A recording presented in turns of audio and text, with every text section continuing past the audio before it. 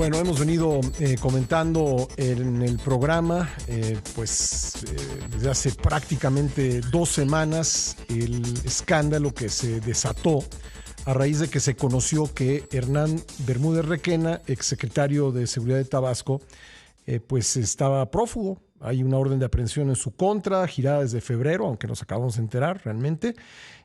Pero pues el escándalo además consiste en saber o en que no se ha podido aclarar más bien pues cuánto sabía de las actividades delictivas que la autoridad atribuye a Hernández Requena, su jefe, el gobernador de Tabasco, entonces gobernador de Tabasco, Adán Augusto López Hernández. Y vamos a platicar un poco más sobre esto con Guillermo Valdés, exdirector del Centro de Investigación y Seguridad Nacional, el CISEN. ¿Cómo estás, Guillermo? Gusto saludarte de nuevo.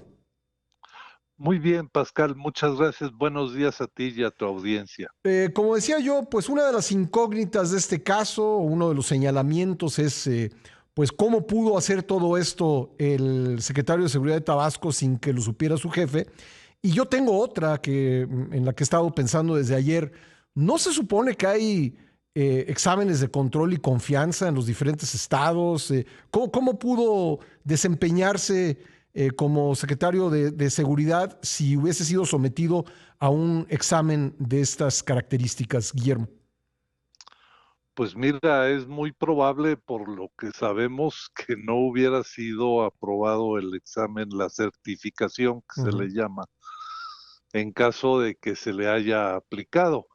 Hay que recordarle a los ciudadanos que el proceso de certificación de los policías no se trata solamente del polígrafo, Ujú.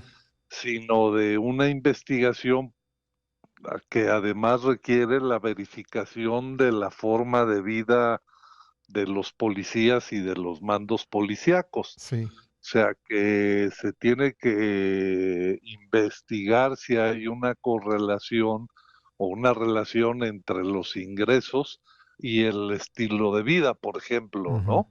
ujú. Y pues a lo mejor ahí hubieran salido muchas cosas. ¿Quién lo hace? Por ejemplo, en el Este, caso de un secretario de Seguridad Estatal, ¿quién realiza estas pruebas? Normalmente cuando yo estaba las hacía o la Secretaría de Seguridad Pública Federal Ujú, o el mismo CISEN. Había la posibilidad de que los gobiernos estatales escogieran la institución que querían que les certificara a sus policías, a sus mandos policíacos, ¿no? sí.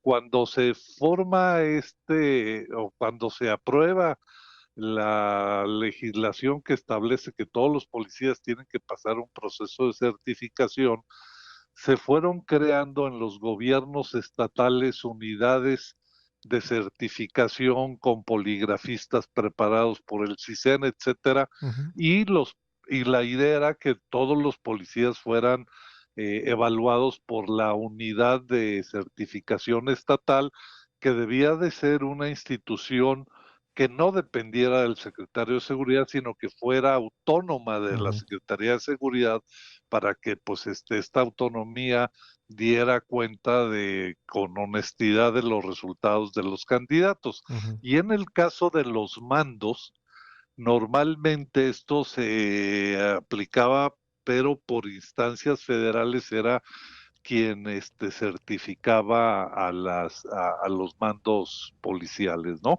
Pero a final de cuentas muchas veces los gobernadores les daban el visto bueno y no pasaban, no eran sometidos a la certificación. ¿Cómo es posible eso? Porque, digo, ahora estamos Pues viendo así, las consecuencias, ¿no? Pero eso, pues no tiene ninguna lógica, ¿verdad? pues no, así es, pero pues desde el nivel federal no había mucho que hacer. Claro. No tenías, o sea, son estados soberanos. Si el gobernador decía queda fulano de tal y no pasa por certificación, no pasaba. Sí, sí. Bueno, habrá que revisar qué dice la ley en Tabasco. Entiendo que en Tabasco ese centro de la unidad de certificación estatal existe desde 2010, pero bueno, sería bueno saber qué sucedió en ese caso.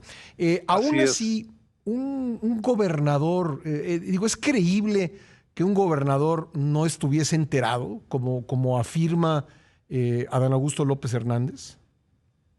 Mira, yo creo que difícilmente, Ajá, no estaría informado, sobre todo porque sabemos que los reportes del ejército son desde aquellos años, ¿no? sí. Y que había antecedentes todavía más remotos sobre eventuales actividades de este señor Hernán Bermúdez con actividades delictivas. Entonces, yo creo que lo normal es que se hagan las consultas y o a veces sin que el gobernador electo haga consultas, Ujú, el ejército y los organismos de inteligencia llamen la atención sobre la eventual o sobre el eventual nombramiento de un secretario de Seguridad Pública.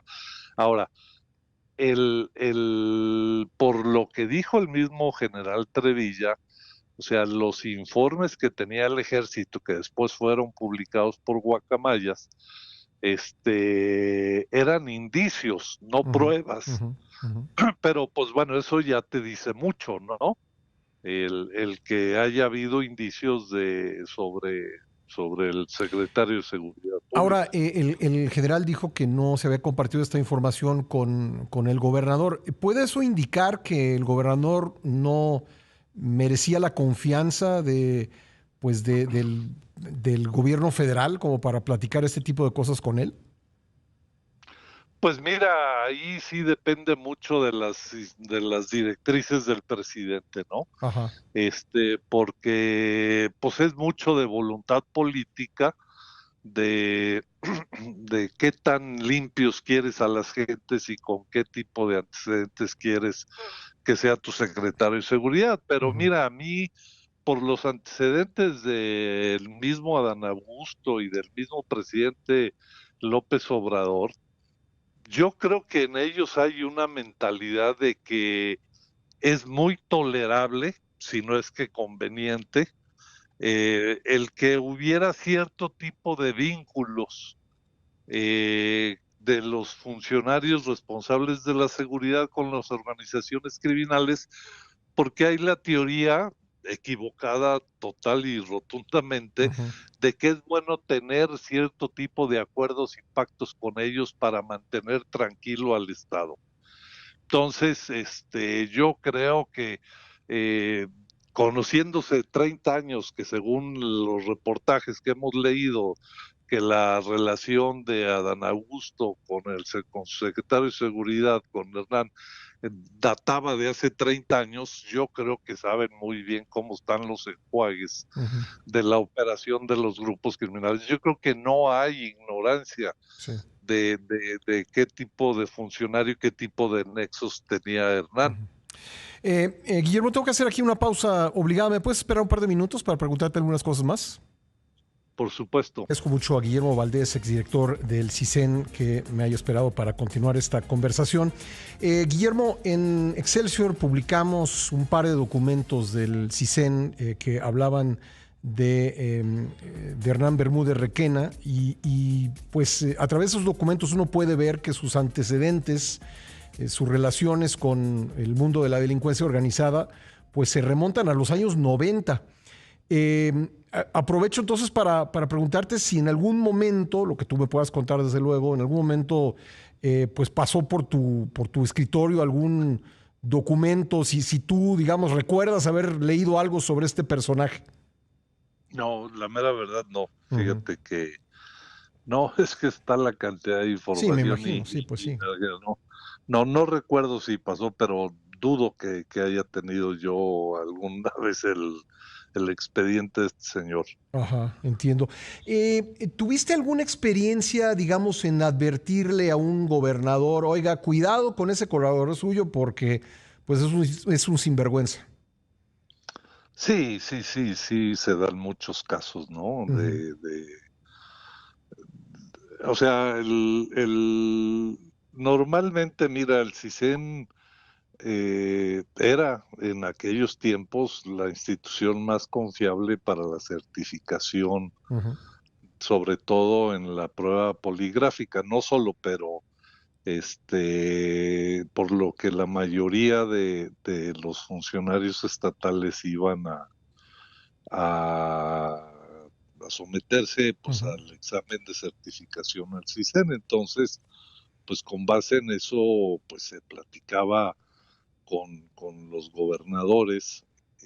A veces yo lo hacía, a veces lo hacía el mismo presidente o el secretario de Gobernación o el secretario de Seguridad, ¿no? Ujú. Dependiendo ahí, pero sí, sí era común que alertara sobre los antecedentes, sobre todo cuando pues había pues indicios claros de relaciones o de...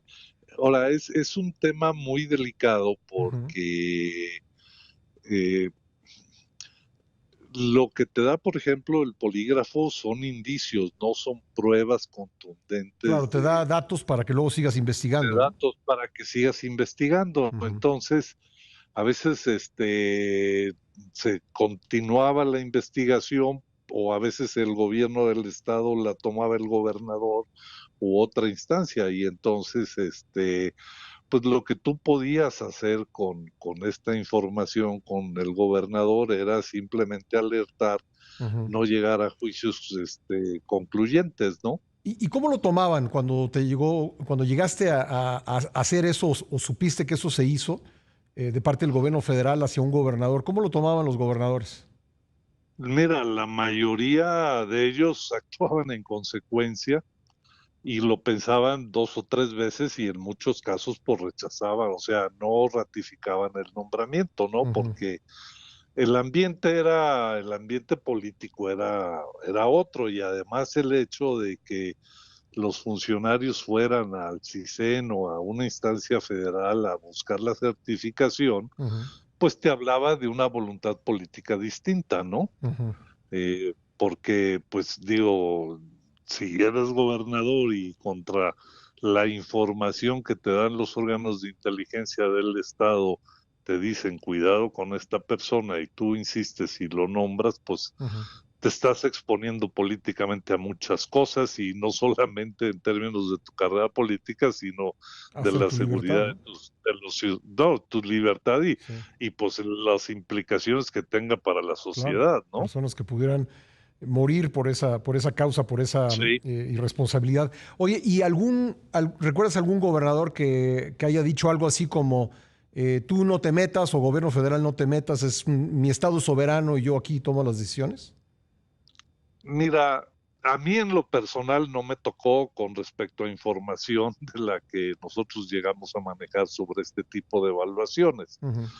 Pero sí había gobernadores en aquel tiempo pues que cuestionaban mucho al gobierno de Calderón sobre todo este tipo de la relación que se llevaba con los estados y todas estas nuevas disposiciones, ¿no? Ujú.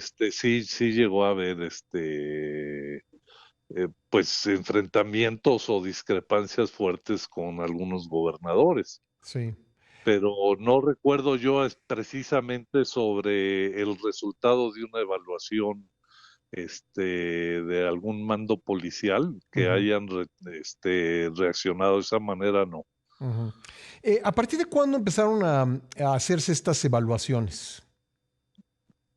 Mira, esto fue producto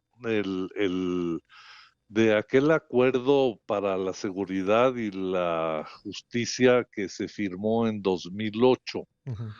Y de ahí sale todo el compromiso de construir, o sea, de evaluar a los policías y de construir las unidades de certificación. Ujú. Y eso nos llevó un buen rato hacerlo porque, digo, déjame nomás darte el ejemplo. eh, Se necesitaban poligrafistas para todos los estados Ujú.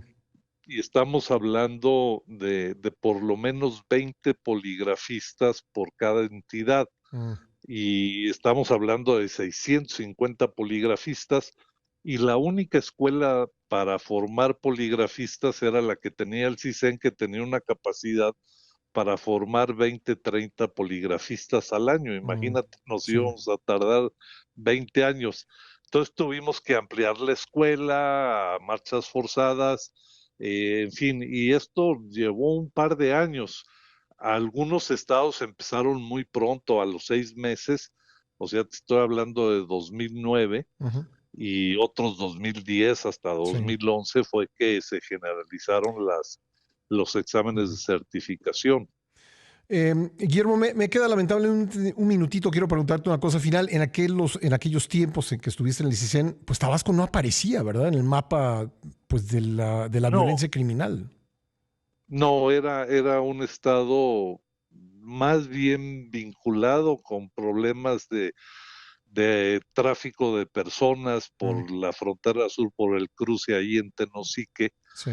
Eventualmente algo de droga, pero básicamente era un estado bastante tranquilo, ¿no? Sí, se descompuso después. Pues Guillermo, siempre un gusto conversar contigo. Te agradezco mucho tu tiempo. Al contrario, Pascal, a tus órdenes. Gracias. Y que tengan muy buen día. Gracias, muy amable. Guillermo Valdés, exdirector del Centro de Investigación y Seguridad Nacional, el CISEN.